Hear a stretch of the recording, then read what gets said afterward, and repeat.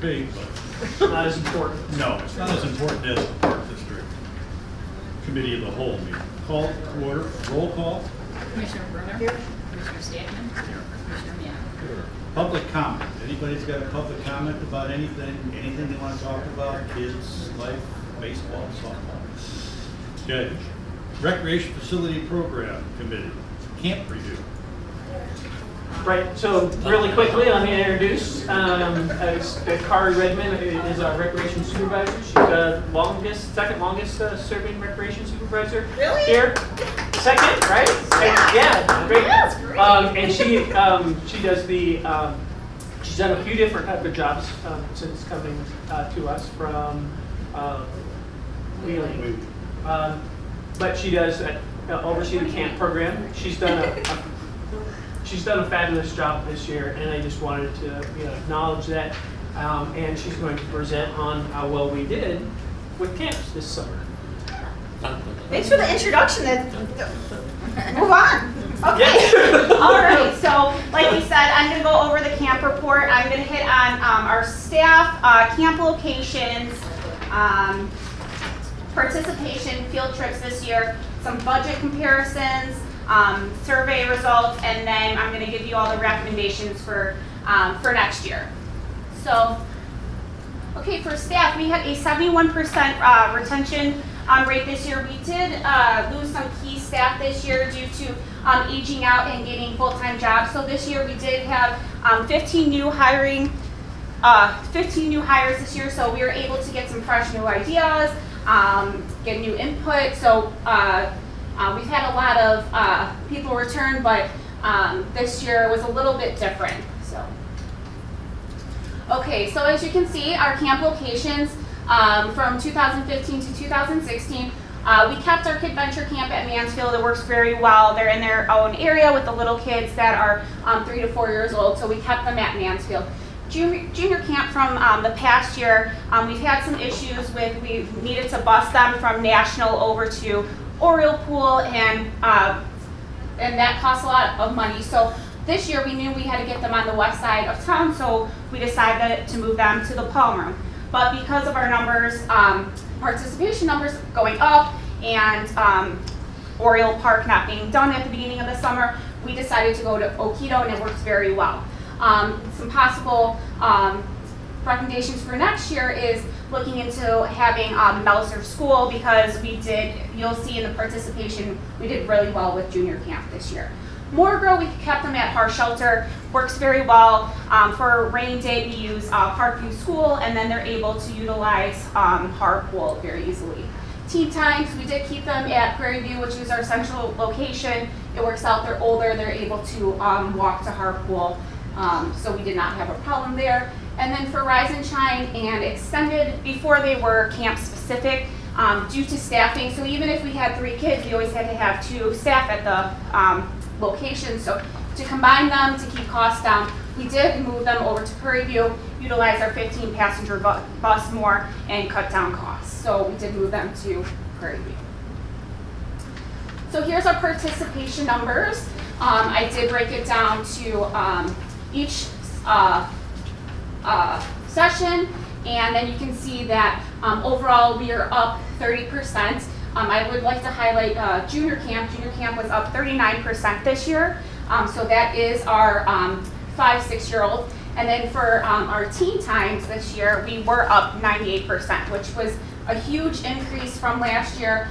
We got a lot of new people that we could potentially next year use for our junior leaders, so it's a good program that we're going to continue. And so I would like to point out that our S'more Camp, which is our 1-week program after our regular camp program, we do see a decline because District 63 is starting a week early now, and so we do lose some kids a week early, so we are not being able to fill our camps more like we used to.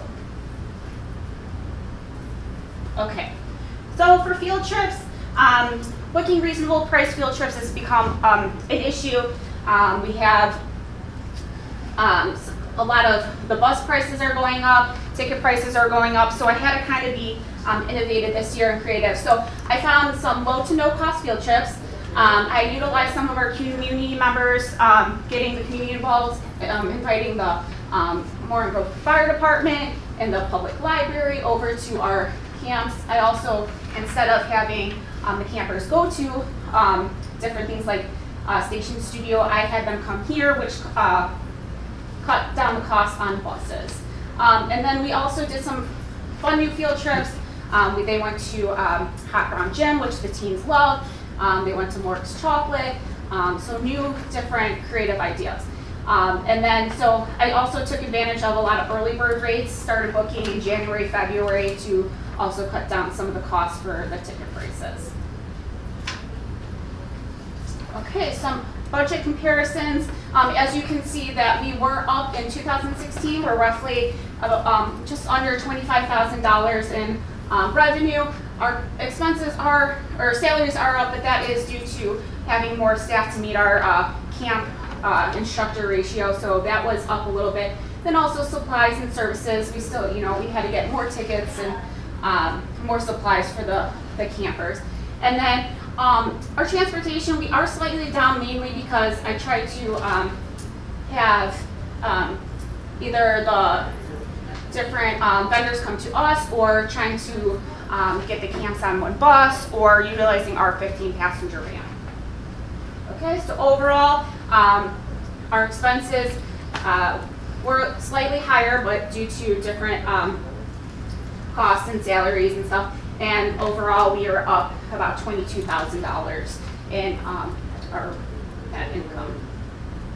Okay, so after the season was done, I sent out a survey to all participants, and some of the feedback that we did get is 64% would like to see their child go to the pool 3 or more times. So I do think it is important that we keep each respective camp close to the pools, because then we do keep costs down.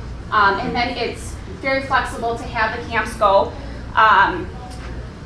the head counselors are flexible in scheduling what day they go to the pool based on if there's a rain, if they're not missing out. So I do like to keep them at each respective location. Parents have expressed their like having a wide variety of programs, and they also have expressed that they feel the importance of including school related topics during camp to get them ready for the next year. So that is something I'll be looking into for the next summer, is adding school programs into the camp. 56 preferred 5-day sessions, 34 preferred 3-day sessions, and 10% preferred their child only attending 2 days a week. So having that option to have multiple choices on what they want to do, I think will stay consistent on for next year. And then we did have 3 parents voice their concerns about bullying. This has become an issue, I think, just nationwide. So this is something definitely that is going to be in our training, and we're going to be talking with the kids and being very proactive with it next year. And then 92% of responses are satisfied with the length of the camp day. So overall, I think people are happy with the scheduling of camp. So some recommendations for next year: add bully prevention to our camp staff manual and spend time talking to the campers, getting involved. Offer multiple session discounts. We have families that are registering for all 4 sessions, trying to maybe giving them a little break. We have people voice they would like specialty camps, so sports, arts, just girls camp. So that's something that we're looking into, and maybe the other recreation supervisor, something that we can work together on. And then looking into purchasing a new 15-passenger bus. We're kind of at the end of the life expectancy, and we're utilizing it more in our program. So this is something that I would like to work on. And then incorporating school subjects into the day camp. So we're getting their minds fresh and they're ready for the next school year. Adding more swim days throughout the week. Utilizing our pools. My background was in aquatics, so I definitely am an advocate for adding more swim days. And then research more on low to no cost field trips, just being creative and spending the winter months finding new programs. Okay, so that kind of wraps up the 2016 camp report. Does anyone have any questions?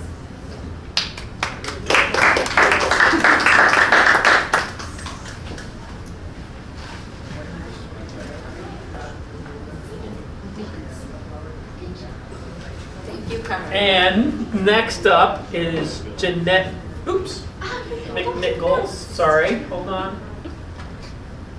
And I couldn't figure out how to go back for it. Yeah, so this is Jeanette's first season with us, but she came from Arlington Heights, overseeing several different facilities, and we were very fortunate to get her and with her experience, and I think overall, well, she's going to tell you how well we did. All right, good evening, everyone. My name is Jeanette. I oversee the aquatics here at the Morton Park District. I also oversee base, before school, gap, and birthday parties. So I'm about to present the aquatics report. So I'm going to go through the highlights of the summer and then recommendations for 2017. So this summer was a really good summer to be at the pool. It was really warm. There's hardly any rain. There's only a couple days that the pool was closed, not that many at all, because the warm weather is beautiful, 90 degree every day almost. The pool was packed, both pools. So there were a couple changes this summer with Oriole Pool. So this summer we had the pool open all day long without any program breaks. So we had it open until 8 o'clock all day. And then we also reduced down to 2 lap lanes to accommodate the open swim patrons. So patrons were swimming on one side, and then lap lanes were in the middle of the pool. And then also we added adult lap swim in the morning to accommodate lap swimmers from 5:30 in the morning till 7:30, which was a big hit. Everyone loved it. It was very early, but they loved it. All right, so these were the hours of summer. I know we changed them from last year a little bit. So this summer we actually had Oriole Pool open first. So they opened preseason for Memorial Day. And then the reason why we opened it up first is because it's a newer facility. And then we opened Har Pool the second weekend after Oriole. We also kept Oriole open until Labor Day weekend. The reason why we opened it first and kept it open last is because it's a newer pool. Har's a little bit older. Having some water loss problems there, so we just kind of wanted to reduce the hours at Har this summer and then leave Oriole open longer. So we also had, in postseason, Oriole hours were cut down during the weekday, Monday through Friday. This was because staff going back to school, as Kari said earlier, school starting earlier. It's kind of hard to staff the pool when kids are in school, got homework, kids are in college. But it was open on the weekends 11 until 7, so all day then. So next is our sales summary. So there was a big increase in pool memberships this summer because of the warmer weather. As you can see, we had 701, and then last year was 569. A change for our pool memberships this summer was we did have only 2 adults allowed on a pool pass that were 26 and older. Because of this change, we did have more people buy pool memberships because only the 2 adults, 26 and older. All right, and then because of this, we also increased our revenue, selling more pool memberships. All right, so also our daily receipts were at a high this summer because of the warm weather. Everyone's coming to the pool. I know whenever I went to the pool, it was always packed over there. Lifeguards were going crazy. There were some drownings at Oriole. I mean, not drownings. There was rescues. Rescues. No drownings. None. No this summer because our lifeguards are You're the only one driving. Rescues. There was a lot of rescues this summer. Forget that. So we also every summer we have swim packs. If you don't want to buy a pool membership, you get a swim pack. It's a couple visits for one price. They actually were not a huge hit this summer compared to last summer because more people were buying the pool memberships. We also this summer joined with Groupon to offer discounted daily rates. We ended up selling 52 Groupons, and only 22 of those were redeemed at the pool. So we got 22 people out of the 52 that bought them that came. All right, next we're going to talk about our swim lessons and our aqua size. So swim lessons this year were about the same as last year. More people actually did go to Oriole instead of Har. Oriole is a little bit easier to have swim lessons because they got the zero depth section there. So a lot of the younger kids are in swim lessons. It's easier for them to float in the little pool and the instructors do with them also. So night swim lessons took place during open swim times. So that caused a little bit of problem.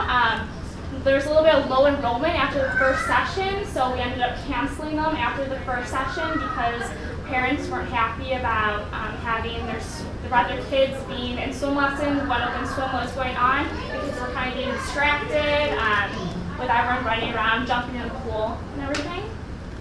So with aqua size, we had 2 aqua size classes run this summer. They were both at Oriole Pool. We offered deep water aerobics and sabaqua also as our new classes. Unfortunately, neither of those ran, but towards the end of the summer, people were contacting me saying that they did want the deep water aerobics, but there's 2 weeks left in the summer, so couldn't really do anything with all the open swim and everything that was going on. All right, so for our private rentals and camps, so we offered our rentals at Har Pool on Saturday and Sunday morning and evening, and we actually offered them at Oriole on Sunday morning because of other programs that were going on. We had swim lessons going at Oriole on Saturday morning, and then we had open swim going on all day at Oriole, so it's kind of harder to put rental times at Oriole compared to Har. And also Har closed at 5 on the weekends, so people had rentals from 5:15 until about 6:15, 6:30. So we actually had an increase in camps for Manassar and High 5 this summer because of the warm weather. So they actually contacted me at the beginning of the summer and had certain days that they wanted to come to the pool, but then towards the end of the summer, they asked to come to the pool more days because of the warm weather, and they just wanted to get the kids in the water. So they're definitely going to come back next year as well. They all said. All right, so Jeff Ellis and Associates. This is the company that we certify our lifeguards through. So they come 3 times over the summer. They come in June, July, and August. They come to both our Har and Oriole Pool. So when they come, they videotape our lifeguards. They do it secretly. They come in with a video camera. The lifeguards don't know that they're there.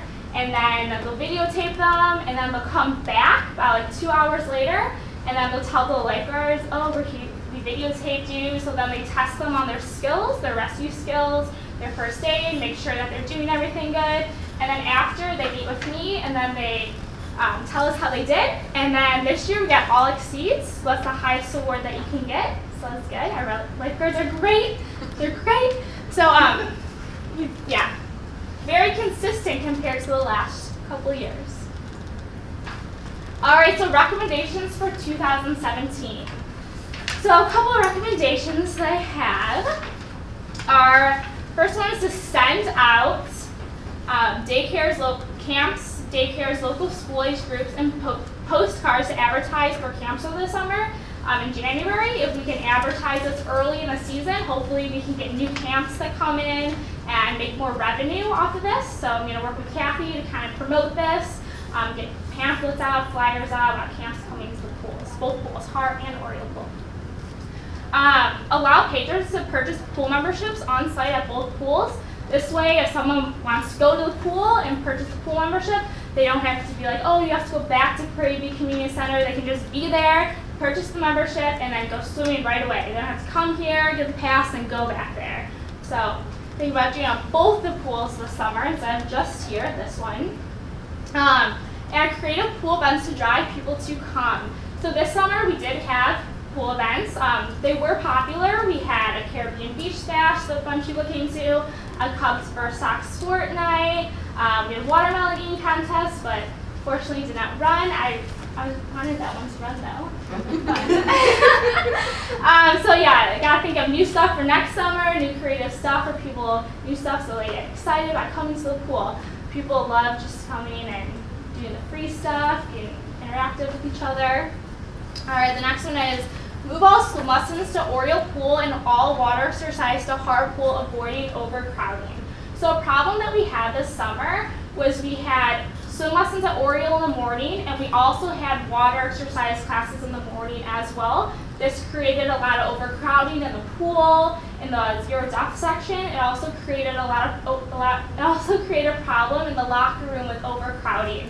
I actually spoke with my head water exercise instructor, Carol Gale, and it was actually one of her ideas as well about bringing everyone over to Har. I think having all swim lessons at Oriole, since more people do come to Oriole for swim lessons, it'd be better since we have the zero depth there, we have a diving well. At Har, we do have one flat section of the depth, so we have the diving well and then almost the same depth for the regular pool, so it'd be easier for water exercise, I think. All right, so for the next one is eliminate weekday evening lessons. So I picked this one for recommendation for next year because, as I said earlier, we have low enrollment at night swim and night swim lessons at Oriole due to open swim going on. A lot of parents didn't like it that their kids were doing swim lessons when open swim was going on. However, we do have weekend swim lessons for working parents. So if someone can't come during the morning for swim lessons, they can do a Saturday swim lesson, so we still have that option.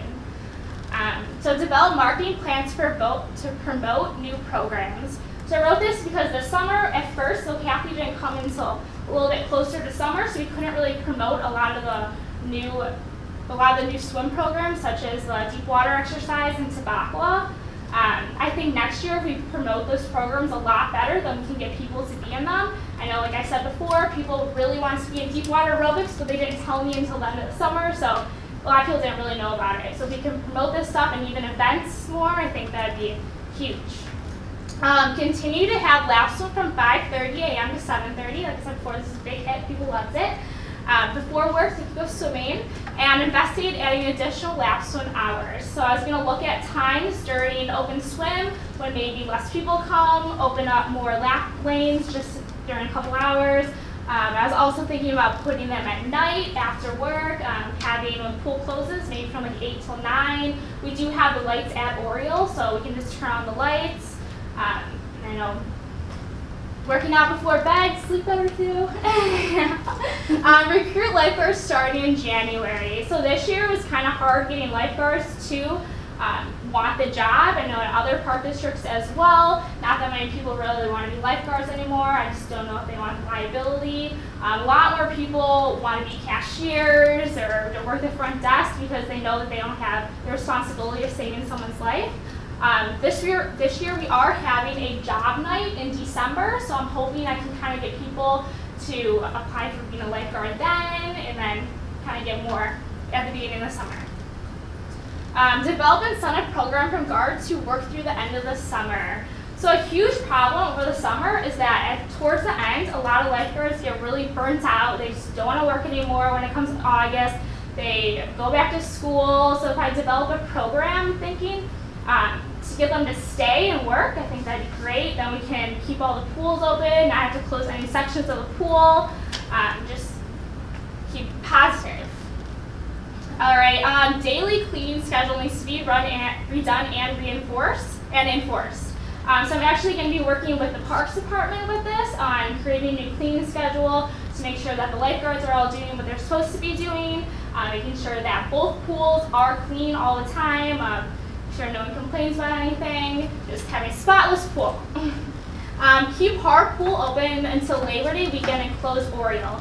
So like I said earlier, we had Oriole Pool open first and we closed it last. The problem with this at the end of the summer is that, like I said, a lot of my staff are going back to school and I just don't have enough staff to run the pool. At Har, I need 13 lifeguards to run the pool. At Oriole, I need 13 lifeguards to run the pool, and at Har, I only need 8 lifeguards. If we do end up having Har open second or open last this summer until Labor Day weekend, then we won't have to close off any sections of the pool. We don't have to worry about overcrowding and not that many lifeguards there. At Oriole, we're going to have to close sections, and then people aren't going to be as happy. All right, that's all I got. Does anyone have any questions? What are you doing about water leakage at Har? I know that the Parks Department is working on sealing it up. Har stop leak. So sealing it up, patching it, hopefully be a couple more years. Don't have to invest into a new school yet. It's like a landmark here.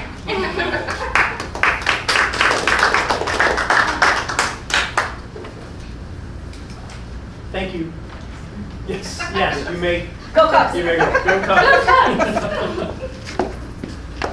Administrative and Finance. Truth and Taxation Day meeting. Right, so, although we're not, won't be required to do a truth in taxation, hearing, because we won't be, estimating our levy to be, 105% more than what it was last year. We're doing it for transparency purposes, something that we did last year as well. So we would just like to, set December 21st, at 6:30 as that time.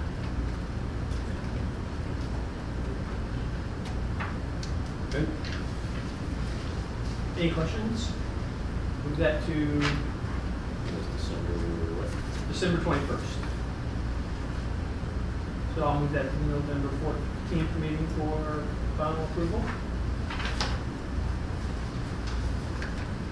Transfer of funds.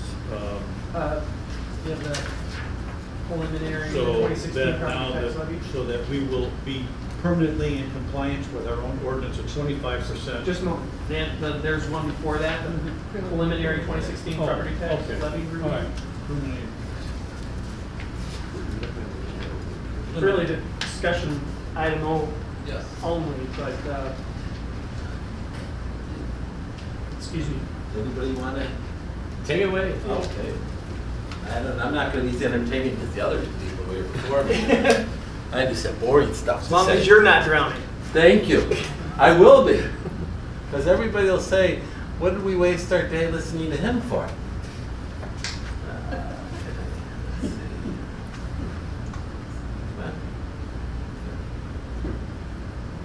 All right. I'm going to, thank you very much. Oh. Double tap. It doesn't like me today. Okay. I'm just going to go over a few things that we, for our property. I'm just going to start from the beginning. I know everybody may be familiar with how the property tax system works, but property taxes are collected for all the households and businesses within the Morton Grove Park District area. And the rates are set in the, and what we do is we levy for the current, we call the 2016 levy that we collect in the following year for 2017.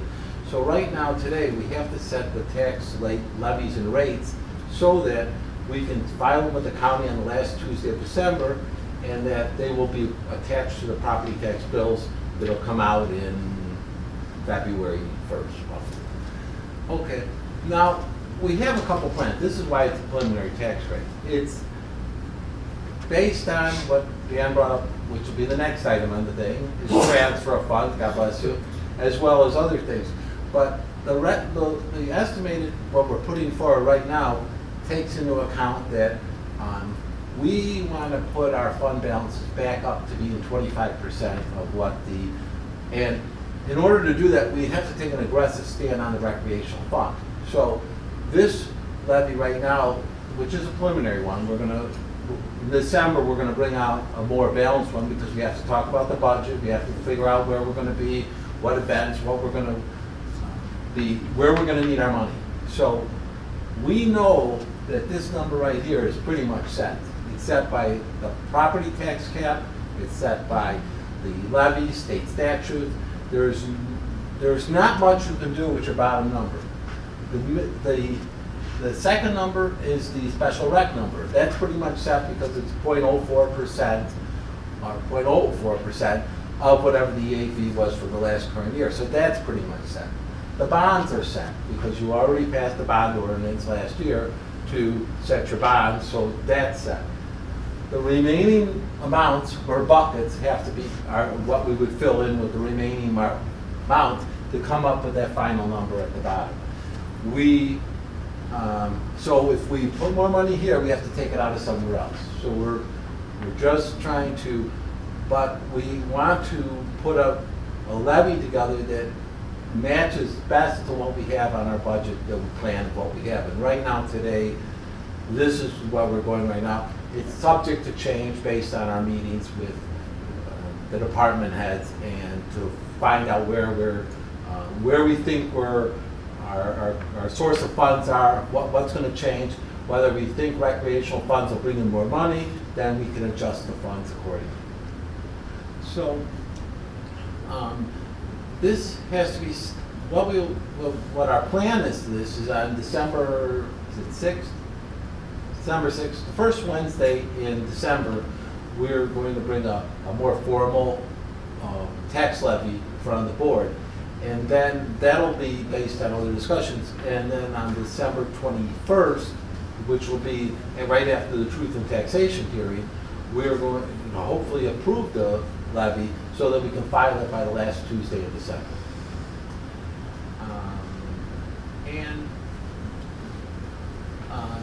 I don't know if you have any questions. I don't know if you're, right now it's more or less just a starting, it's a kickoff point of where we think we're going to be, and we're going to adjust it accordingly.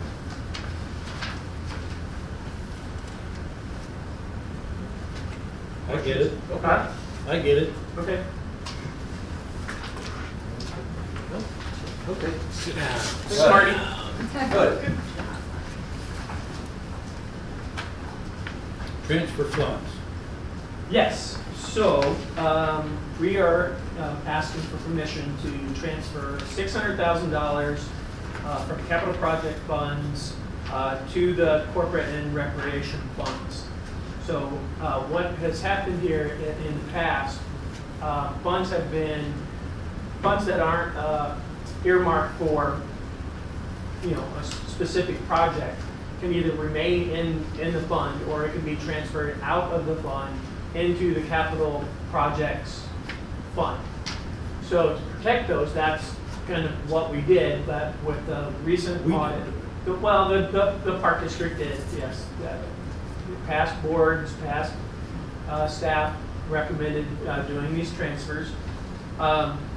So through our audit, Ladderbach and Amon said that our recreation fund is below the 25% fund balance, and that we should correct it. So the second part of that memo, the second half, if you'll see, we're going to transfer $400,000 from the capital funds project to the corporate fund.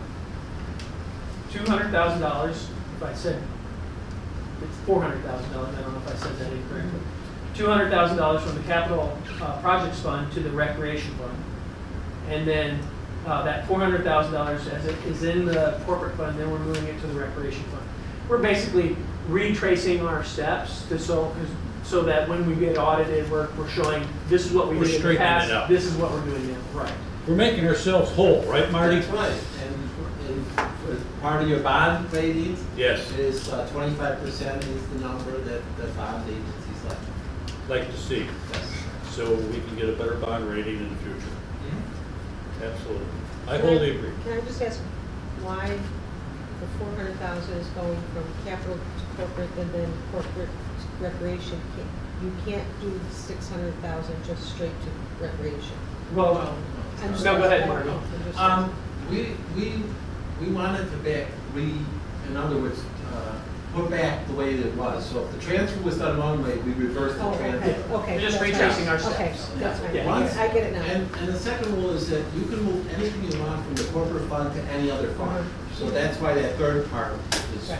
allowable. That's okay, I get it now. All right. Takes me a minute. Yeah, no worries. So can I move that to? Yes. Thank you. You have my blessing, absolutely. Thank you. Let's straighten it out. Right. Recreation Facility Program Committee Chair appointments. Right, so we have, we need a chairperson for the recreation and I know, facility I've got committee. somebody really in mind. Oh, really? Good person, Yeah. very diligent, shows up every time, all the meetings. It's great. And who is this? Reads the stuff thoroughly, you know, I think. Georgina. Georgie? All right. We can put that on there and then. Absolutely. All right, thank you so much. Really, strong, I don't think I think she's the only one without a committee. Yeah, about time she does it. Give her something to do. Update permit policy. Because this is an area that Dan Ash, All right, so we're gonna I would really like the next two Before items that- to. Okay. Thank you. Okay, IEPD credentials. Yeah, the Illinois Association of Park Districts and the Illinois Parks and Recreation Association has their annual conference every year in the city of Chicago. Sometimes they've had it in Peoria one year, in Rosemont, but this year it's downtown. It's January 21st is at the Hilton Hotel.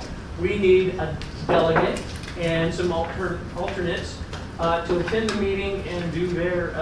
Very little. It's, I don't know if, yeah. So last year, Dan, you Yeah, were the last year I delegate. did it.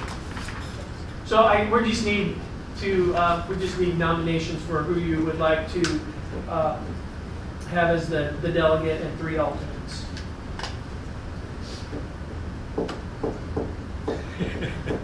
So let me just back up a little bit too. So as you know, most, if not all of you, should be going to the conference this year. Not to say anything, but I mean, Yes. So you will be down there. So it's a Saturday, I believe it's at 5 o'clock. 5 o'clock. Yeah. Oh, actually, it's at 3:30. Sorry. And that's right before. Yeah, I know, yeah, so, I know. Okay. I'll be delegate. Mark Mano. Yay. I want a full report when you get back. Everything Well, I need Peter an Murphy alternate. I need says. an alternate. I want to hear everything Peter says. I'll be an alternate. Great.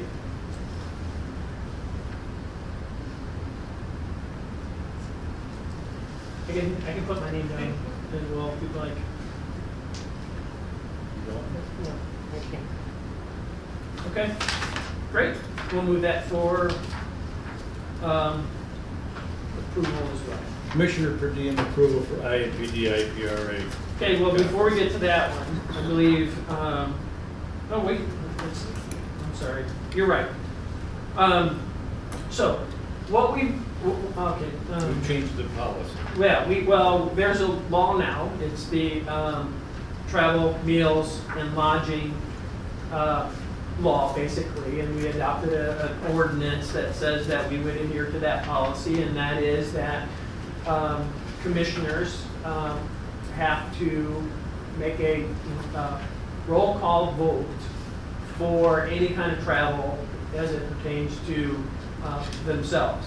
So what we did was we estimated if everybody would be going for the maximum amount of days. So it's Thursday night, Friday night, Saturday night stay with the per diem, parking, a little maybe transportation cost, and it is for all 5. Although we have 4 board members, we anticipate possibly having someone in before January. So we've included, a TBA. So we just need to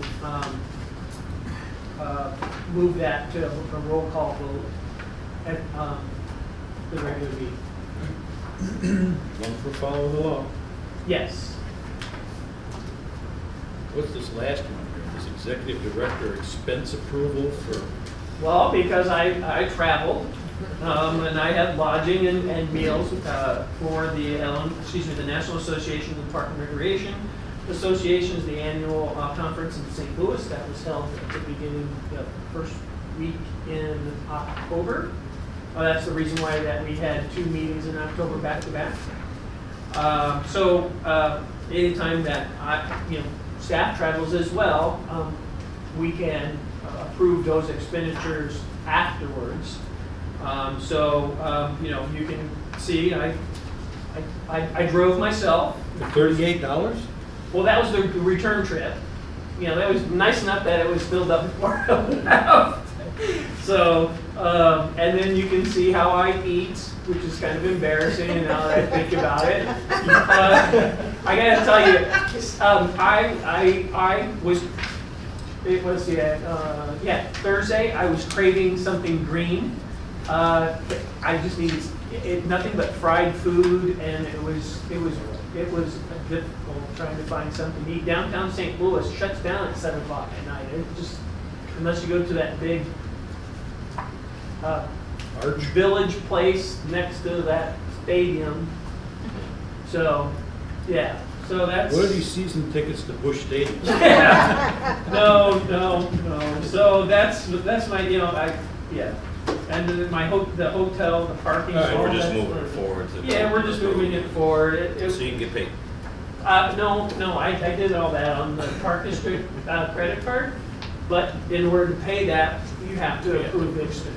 Okay, Okay, so we moved that to, okay. all right.